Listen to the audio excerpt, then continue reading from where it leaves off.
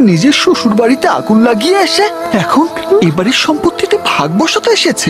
সব বলেছে সুধীর। আমার মাকে কেউ বাড়ি থেকে লাথি মেরে তাড়িয়ে দেবে, আমি কি তা সহ্য করতে পারি মা? তুই কিচ্ছু চিন্তা করিস না, এরপর যেদিন উকিল আসবে তোকে দিয়ে সই করাতে আমি থাকবো সেখানে, দেখি ও কি করে। আর তুই যে সব বলে দিয়েছিস আমাকে কাউকে জানাবি না। আমি বান্টি ভাই, আমি বান্টি ভাই, তোমার গা হাত পা একটু টিপে দেবো?